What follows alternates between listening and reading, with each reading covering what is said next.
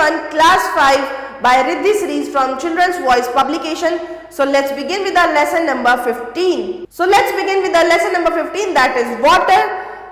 Write names of two rivers of India. India की किन्हीं भी दो रिवर्स का नाम आपने लिखना है. That is Ganga and Yamuna. How do you get water in your home? आपके घर में पानी आता कैसे है? Find out from your grandparents how did they get water in their house when they were young. साथ ही अपने ग्रैंडपेरेंट्स से आपको पूछना है कि उनके टाइम में उनके घरों में पानी कैसे आता था. Now, water is an important natural resource without which life is not possible. We need water for drinking, cooking, bathing, cleaning, washing and for growing crops. Water is very precious. We must use it carefully. देखो, पानी एक ऐसा resource है जिसके बिना हमारा जीवन possible नहीं है. हमें हर काम में पानी चाहिए. कुकिंग में, वॉशिंग में, क्लीनिंग में, बाथिंग में, हर काम आपका पानी की हेल्प से होता है. तो हमें ये बहुत प्रिसाइजली यूज करना चाहिए, केयरफुली यूज करना चाहिए और वेस्ट तो बिल्कुल नहीं करना चाहिए. Now some sources of water. The main source of water on earth is rain. Earth पे अगर पानी का मेन सोर्स है तो that is rain. A part of the rain water is absorbed by the ground and is stored in underground. A small part of this underground water is used by plants. Some of it is taken out through wells, tube wells and hand pumps for consumption by human beings. अब rain water का कुछ part आपका underground चला जाता है जिसको हम ground water बोलते हैं. उसमें से कुछ पार्ट आपका प्लांट्स यूज कर लेते हैं क्योंकि उनको भी तो ग्रोथ करनी है. साथ ही कुछ आपके वेल्स में रहता है, ट्यूबवेल्स में, और हैंड पंप्स की हेल्प से ह्यूमन बीइंग उनको कंज्यूम कर लेते हैं. सारा पानी अंडरग्राउंड में नहीं जाता, कुछ सरफेस पे भी रहता है जिसको हम सरफेस वाटर बोलते हैं. और सरफेस वाटर आपको कहाँ देखने को मिलेगा? रिवर्स में, लेक्स में, पॉन्ड्स में, सीज में, ओशंस में. ज्यादातर पानी आपका सी और ओशन में होता है लेकिन वो सॉल्टी होता है और वो हम डेली नीड्स के लिए यूज नहीं कर सकते. Now availability of water. In the past people had to walk for miles to fetch water. लोगों को बहुत दूर दूर तक चलना पड़ता था पानी को लेके आने के लिए. इवन आज के टाइम में भी गांव में या सिटी स्लम्स में लोग क्या करते हैं, बहुत दूर दूर से पानी लेकर के आते हैं हैंड पंप से या वेल से. They have at times to wait in the queue for a long time to fetch water. Even बहुत सी लंबी लंबी क्यूज भी होती हैं जहां लोगों को पानी लेने के लिए वेट करना पड़ता है.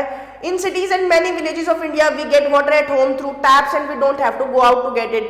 और बहुत सी सिटीज में और गाँव में भी इवन ऐसे सिस्टम यूज किए गए हैं जहां पे हमारे घरों में पानी आ जाता है थ्रू टैप्स और हमें लंबी लंबी लाइंस में नहीं लगना पड़ता. एंशिएंट सोर्सेज क्या थे पानी के? जैसे कि बावली या फिर प्याउज लगे हुए थे. बावली क्या है? स्टेप वेल होता है. ऐसे चारों तरफ से आपका वेल डिग किया जाता है, उसके अंदर रेन वाटर आप स्टोर करते हो और चारों तरफ से रास्ते बनाए जाते हैं, सीढ़ियां बनाई जाती हैं ताकि लोग उसमें आ सके और नीचे से अपना पानी ले सके जितना उनको यूज करना है. साथ ही यहाँ पे पहले रिलीजियस सेरेमनीज भी करते थे, कम्युनिटी एक्टिविटीज भी करते थे. तो बावली जिसको हम स्टेप वेल भी बोलते हैं, पुराना तरीका है जिसको हम सोर्स ऑफ वाटर में काउंट कर सकते हैं. प्याउज क्या होता है? प्याउ का मतलब होता है आप कोई भी लिक्विड ऑफर कर रहे हो पीने के लिए. तो लोग पहले क्या करते थे, जो हाईवेज पे या रोड्स पे ना बड़े बड़े वेल्स डिग कर देते थे जिसको राजा महाराजा करवाते थे या फिर चैरिटेबल लोग भी करवा देते थे ताकि जो ट्रैवलर्स हैं जिनको पानी की अवेलेबिलिटी नहीं होती है इन बिटवीन देयर जर्नीज, वो वहां से फ्री ऑफ कॉस्ट उस पानी को यूज कर सकते हैं, पी सकते हैं. आज के टाइम में वेल्स ने शेप ले ली है मटकाज की, प्याऊ की फॉर्म में, और जो लोकल लोग होते हैं उस एरिया के वो उनका ध्यान रखते हैं और लोगों की हेल्प करते हैं. Now water for irrigation. Different crops are grown in different regions because the water requirement of crop differs. अलग अलग रीजन में अलग अलग क्रॉप्स उगाई जाती है क्योंकि हर क्रॉप का अपना वाटर रिक्वायरमेंट अलग होता है. किसी को ज्यादा पानी चाहिए, किसी को कम पानी चाहिए. जैसे कि राइस या जूट को बहुत ज्यादा पानी चाहिए ग्रो करने के लिए, तो उनको ऐसी जगह पे लगाया जाएगा जहां बहुत ज्यादा बारिश आती हो.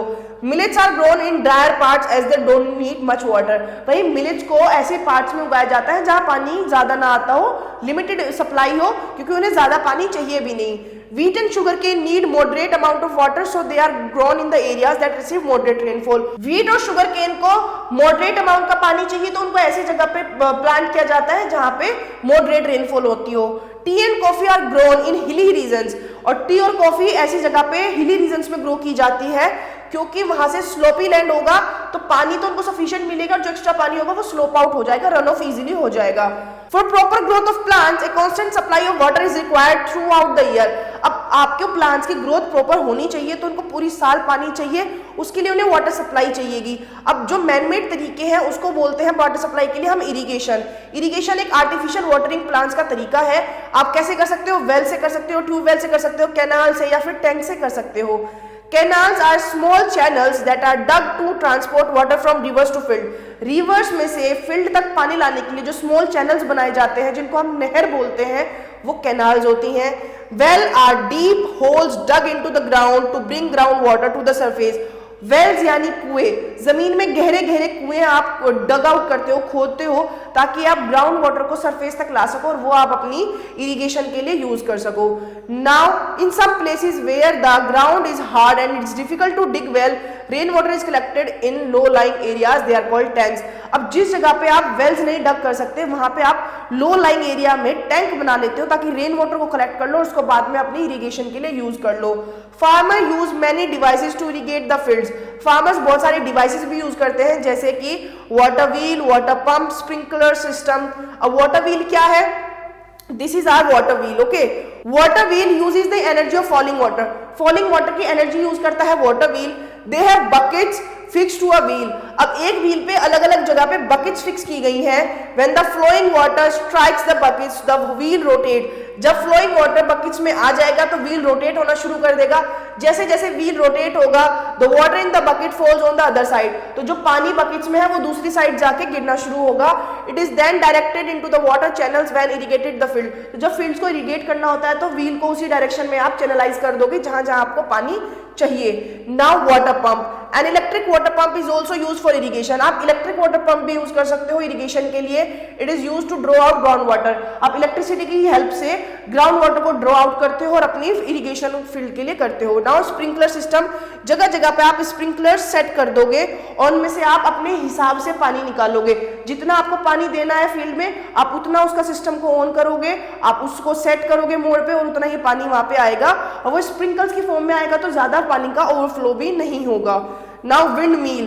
अ windmill use wind energy to draw water from a well. Windmill क्या करता है? विंड एनर्जी को यूज करता है ताकि हम वेल से पानी निकाल सके. Now properties of water. जो प्योरेस्ट फॉर्म होती है वाटर की, वो कलरलेस होती है, टेस्टलेस होती है, साथ ही ओडरलेस होती है. It exist in all three states. ये तीनों स्टेट में प्रेजेंट है, जैसे कि सॉलिड, लिक्विड एंड गैस.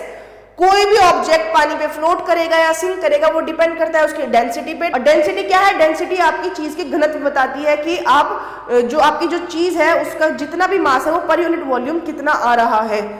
कोई चीज ज्यादा हैवी होगी तो वो डूब जाएगी, कोई हल्की होगी तो वो फ्लोट कर लेगी. Lighter things like dry wood, thermocols, ये कम डेंसिटी के होते हैं तो ये फ्लोट कर लेते हैं. कुछ सब्सटेंस पानी की डेंसिटी से ज्यादा भारी होते हैं तो वो डूब जाते हैं. Some substance mix or dissolve in water while some do not. कुछ चीजें हमारे पानी में घुल जाती हैं, कुछ नहीं घुलती. जो घुल जाती हैं उनको हम soluble बोलते हैं, जो नहीं घुलती उनको हम insoluble बोलते हैं.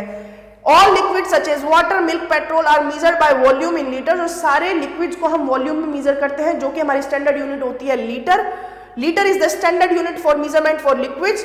स्मॉल क्वांटिटीज भी हम यूज करते हैं, जैसे कि मिलीलीटर, और 1 लीटर में 1000 मिलीलीटर्स होते हैं. नाउ सम न्यू टर्म्स जो आपने चैप्टर में सीखी, उनके मीनिंग यहाँ दिए गए हैं, जैसे कि stagnant, sprinkle and odourless. And here is the just of the chapter, that is summary.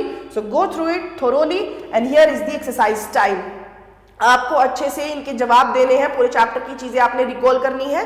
So let's begin. The first one is dash is the main source of water on earth, that is rain. Now watering a field by artificial mean is called irrigation.